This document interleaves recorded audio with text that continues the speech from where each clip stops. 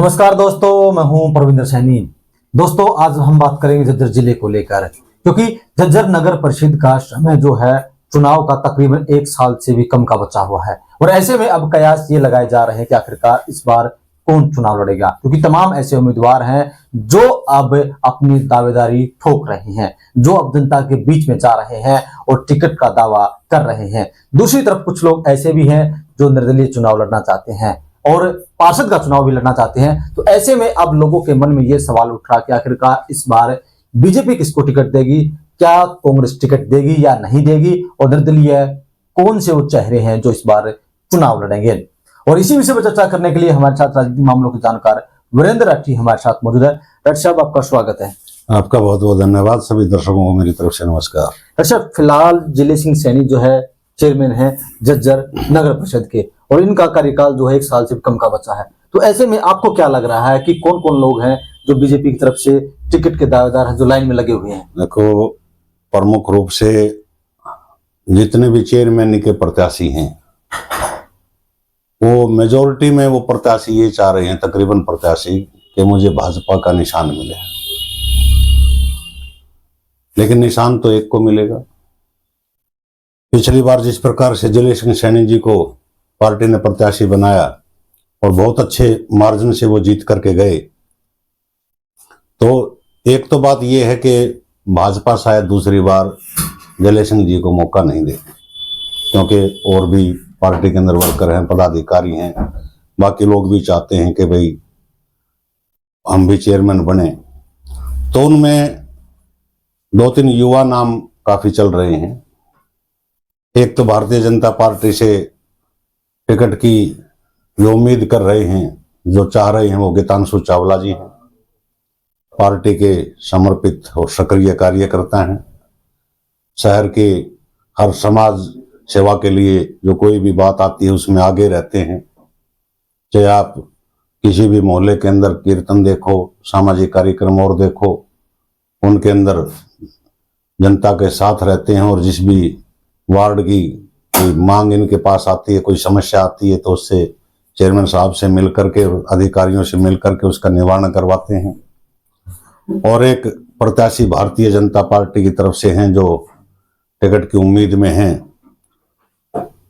वो बॉबी, उनको कहते हैं प्रवीण गर्ग, उनका असली नाम है। वाइस चेयरमैन है फिलहाल। पिछली बार वो खुद थे, अब की बार उनकी धर्मपत्नी वाइस चेयरमैन है। तो 2 बार लगातार वाइस चेयरमैन हैं, पार्टी से जुड़े हुए हैं। तो निश्चित रूप से चेयरमैन का सपना तो उनका भी होगा। वो भी पार्टी के समर्पित कार्यकर्ता हैं। तो प्रमुख रूप से भारतीय जनता पार्टी में ये 3 जो हमने नामों के ऊपर चर्चा की, ये अपनी जोर आजमाइश करेंगे। पार्टी ने टिकट देना है, किसको देगी किसको नहीं देगी ये भाजपा है। अनेक बार ऐसे फैसले चौंकाने वाले भाजपा कर देती है कि जिन नामों की चर्चा भी नहीं होती कि कोई ऐसा नाम भी निकल करके आ सकता है। एक गोपाल जी हैं, चर्चा उनके बारे में भी है कि भाई शायद उनके ऊपर भी पार्टी विचार कर सकती है, लेकिन वो ज्यादा सा रुचि अपने नहीं दिखा रहे हैं। डॉक्टर साहब, क्या जातिगत समीकरणों पर भी पार्टी ध्यान देती है? अगर हम बात करें, तकरीबन 35,000 के आसपास झज्जर के अंदर वोट हैं, और जिसमें 6,000 के आसपास सैनियों के वोट हैं, 5,500 के आसपास जाटों समाज की वोट हैं, फिर पंजाबी समाज की वोट है 5,000 के आसपास। तो क्या पार्टी जब टिकट देती है तो इन समुदाय को ध्यान में रखती है? बिल्कुल, ये पहला काम हर राजनीतिक पार्टी का होता है। पिछली बार जिले सिंह सैनी जी को यहाँ से प्रत्याशी बनाने का प्रमुख कारण यही था कि सैनी बिरादरी की यहाँ सबसे ज्यादा वोटें थी, और नंबर 2 पे जाट बिरादरी की वोटें हैं, और नंबर 3 पे पंजाबी बिरादरी की वोटें हैं। पंजाबी बिरादरी के साथ कुछ और वर्ग भी जुड़ जाते हैं, तो इनकी वोटें काफी अच्छी मात्रा में हो जाती हैं। सबसे ज्यादा SC और DC समाज की वोट भी बड़ी संख्या में, अगर दोनों को आप मिलाओगे तो करीब 6,000 के आसपास वो समाज की वोटें भी बनती हैं। तो करीब 35,000 का आंकड़ा मान करके चलो इन वोटों का है। अगर सेक्टर 6 में जो रिहायश है, या सेक्टर 9 में है, या विजय लक्ष्मी जो सोसाइटी है, अगर इनको इंक्लूड करते हैं तो वोटों की संख्या 5-7 हजार वोट निश्चित रूप से और भी बढ़ जाएंगी। 40,000 का आंकड़ा भी हो सकता है, क्रॉस हो जाए। लेकिन जातिगत समीकरण जो आपने पूछा, बिल्कुल निश्चित रूप से हर पार्टी इसमें ध्यान लगाती है कि कोई किस बिरादरी के प्रत्याशी को बनाया जाए ताकि ज्यादा से ज्यादा वोट प्रभावित करके वो अपने खाते में ले सके। सब क्या कांग्रेस पार्टी आपको लगता है कि इस बार दाव खेलेगी? पिछली बार हालांकि नहीं थी वो मैदान में। देखो, पिछली बार भी 4-5 प्रत्याशी ऐसे थे जो कांग्रेस से निशान पे चुनाव लड़ना चाह रहे थे। आखिरी समय में पार्टी ने फैसला लिया कि पार्टी के निशान पे हम चुनाव नहीं लड़वाएंगे, लेकिन बगैर निशान के कांग्रेस ने अपना प्रत्याशी नाहर सिंह जी को उतारा। लेकिन कांग्रेस पार्टी के अंदर बगावत हुई। भूदेव जो कांग्रेस पार्टी के ही कार्यकर्ता थे, उन्होंने भी बतौर निर्दलीय अपना पर्चा भरा और काफी सम्मानजनक वोटें उन्होंने पाई। और नाहर सिंह जी को भी सम्मानजनक वोटें मिली। लेकिन पार्टी के निशान पर चुनाव लड़ने का अलग ही मजा है, निर्दलीय के रूप में अलग है। लेकिन हुड्डा साहब तो बार बार कहते हैं कि मैं छोटे चुनाव में भाग नहीं लेता हूं, लेकिन मेयर के चुनाव में जरूर कांग्रेस प्रत्याशी उतारती है। लेकिन ऐसा हो सकता है कि अब की बार झज्जर में कांग्रेस प्रत्याशी अपने निशान पे शायद संभावना है कि चुनाव निशान पे लड़ाएं।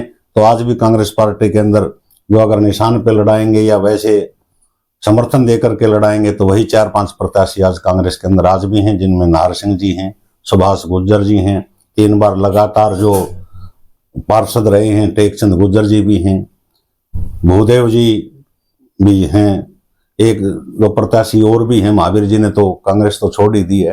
तो निश्चित रूप से ये 4 प्रत्याशी हैं। लेकिन जहां भूदेव जी की बात है, मुझे लगता है कि वो चेयरमैन का चुनाव निर्दलीय के तौर पर तो कम से कम नहीं लड़ेंगे। अगर कांग्रेस कहीं उनके ऊपर विचार करेगी उनको समर्थन देने का तो वो विचार कर सकते हैं। लेकिन प्रमुख रूप से आप 3 प्रत्याशियों को ही कांग्रेस की तरफ से मान करके चलिए, जिसमें एक नाहर सिंह जी हैं, एक टेकचंद गुर्जर जी हैं और एक सुभाष गुर्जर जी। अच्छा, जिस तरीके से जो वर्तमान चेयरमैन है दिलीप सिंह सैनी जी, तो क्या आपको नहीं लगता कि जिस तरीके से उनकी छवि जो है लोगों में उनके प्रति नाराजगी बढ़ रही है, उसका नुकसान उन्हें झेलना पड़ेगा, और खासकर ओम प्रकाश धनखड़ से दूरी की वजह भी? देखो, अभी सोशल मीडिया के ऊपर कोई वीडियो हमने देखी थी, उसके अंदर सब्जी मंडी का किसी ने कोई सर्वे डाला था, तो उसमें भी कुछ सब्जी मंडी के जो उन्हीं के चाहने वाले थे, उन्होंने भी इनकी कार्यशैली से वो ज्यादा संतुष्ट दिखाई नहीं दे रहे। वो कह रहे हैं कि हमने जी जान लगा करके इनके चुनाव में प्रचार और प्रसार किया था, वोटें डाली थी, लेकिन उनकी कुछ समस्याएं हैं, उन समस्याओं की तरफ ध्यान नहीं है। तो ये तो आप मान करके चलो, ये भाजपा है, ये ज्यादा मौके किसी को बार बार एक आदमी को रिपीट नहीं करती। तो मेरा तो मानना ये है कि दिलीप सिंह जी का नाम अब की बार चेयरमैन नहीं बतौर बीजेपी प्रत्याशी के रूप में नहीं आएगा, वैसे सम्मानित रहेंगे। चौंकाने वाला नाम होगा डॉक्टर साहब, जैसे बीजेपी चौंकाती है हमेशा से, चाहे कोई भी नाम हो? 2-3 नाम हमने जो चर्चा की है, इन्हीं नामों में से मैं तो संभावना मान करके चल रहा हूं। जैसे कि तानसु जी हैं, बढ़ चढ़ के भाग ले रहे हैं। दूसरी तरफ से जो एक चर्चा हमने की, जो वाइस चेयरमैन हैं परवीन गर्ग जी हैं, वो हैं। और एक प्रत्याशी का हमने और चर्चा किया था, दिलीप सिंह सैनी जी का, तो वो थोड़े से बुजुर्ग भी हैं, ये नौजवान हैं। तो मैं मानता हूं कि कोई चौंकाने वाले नाम की संभावना तो नहीं है। ये नहीं, जो हमने 2-3 नाम लिए हैं, इन्हीं में से प्रत्याशी भाजपा जरूर फाइनल करेगी। हो सकता है कोई और भी हो, हमारा ध्यान में ना रहा हो।